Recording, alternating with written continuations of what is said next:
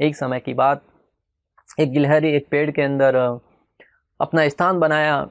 पेड़ में जो खड्डा करते हैं ऐसे पक्षी को बोलकर अपने लिए स्थान बनाया। बहुत ही सुंदर अंदर घर, अपने लिए महल बनाया। वह पक्षियों के लिए अलग महल, मनुष्य के लिए अलग महल।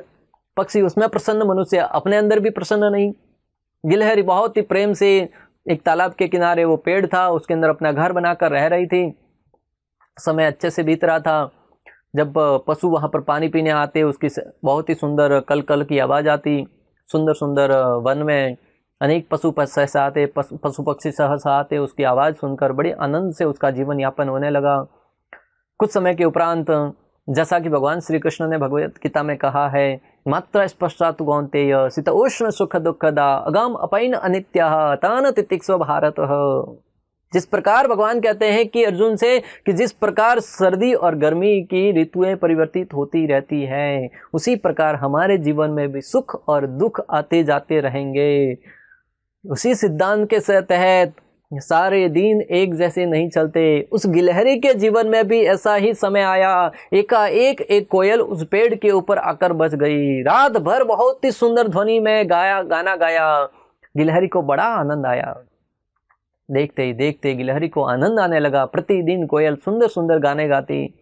मनमोहक गिलहरी आनंद से रहने लगी। परंतु कोयल है वो अपने पंखों से अनेक प्रकार का कचरा बिखारने लगी, और जो घोंसला बनाने के लिए कुछ न कुछ लाती थी उससे भी कचरा होने लगा।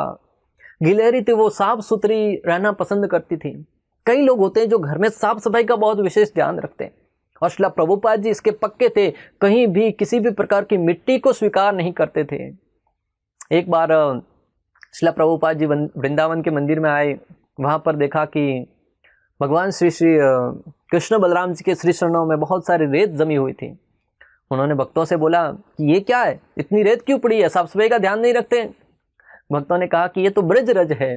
प्रभुपाद जी ने डांटते हुए कहा कि ब्रज रज बहुत है, भगवान को खेलना होगा तो बाहर जाके खेलेंगे, परंतु सिद्धांत सीखिए, मंदिर के ऑल्टर में साफ सफाई होना जरूरी है।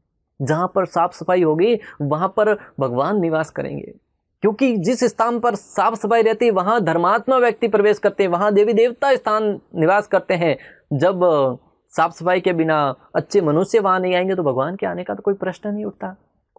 गिलहरी साफ सफाई की पक्की थी।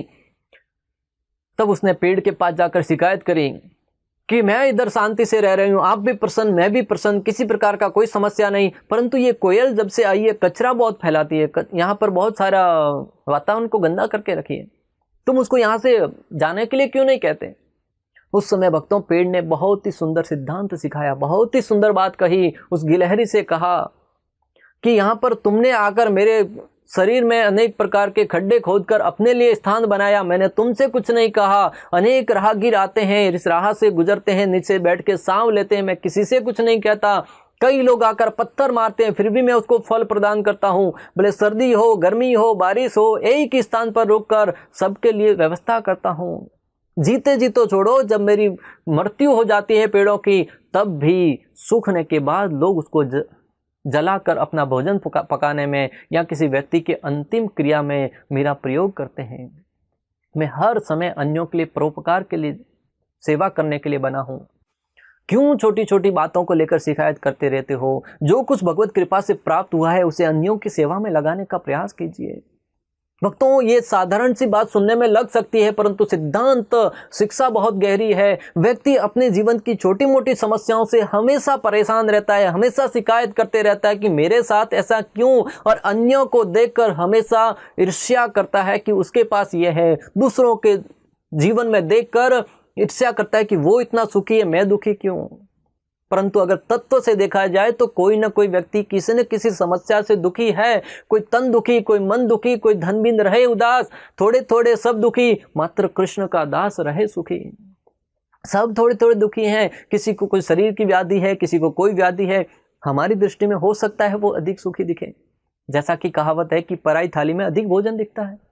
उसी भांति उस पेड़ ने कहा कि जीवन में शिकायत की बजाय समर्पण का भाव रखिए, सेवा का भाव रखिए। और जब भगवान देखेंगे कि व्यक्ति सेवा करने का भाव रख रहा है, आपकी उपयोगिता या आप सक्षम न होते हुए भी भगवान आपको उस सेवा के लिए उपयोगी बनाएंगे।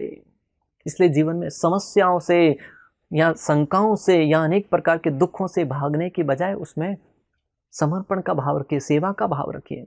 इस सिद्धांत को सुनकर गिलहरी समझ गई कि निश्चित रूप से पेड़ है वो कितना महान है, हमें भी अन्यों को आश्रय देना सीखना चाहिए। उन्होंने शाम को कोयल को अपने घर पर डिनर के लिए बुलाया और प्रेम से रहने लगे।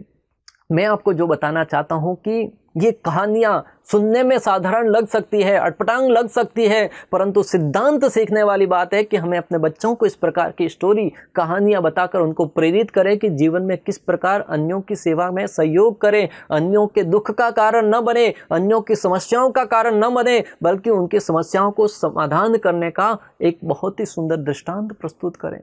और यही हमारे जीवन की मूलभूत उपयोगिता या मूलभूत सफलता होगी।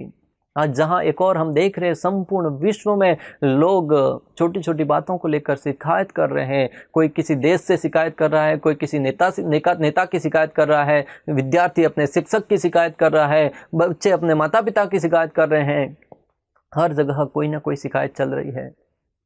जब ये सिद्धांत सीखेंगे कि शिकायत की बजाय सेवा करना सीखें, तो इस समाज में स्वाभाविक ही प्रेम का वातावरण होगा, स्वाभाविक ही स्नेह का वातावरण होगा, स्वाभाविक ही लोग एक दूसरे की कठिनाइयों में, परेशानियों में सहयोग के साथ रहते हुए जीवन में परम संतोष और परम आनंद का अनुभव करेंगे। भक्तों, जो संतोष रूपी धन है ना, वो धन सबसे अमूल्य है। गोधन, गजधन, अश्वधन, गजधन, रत्न धन खान, जब आवे संतोष धन चारे धूल समान।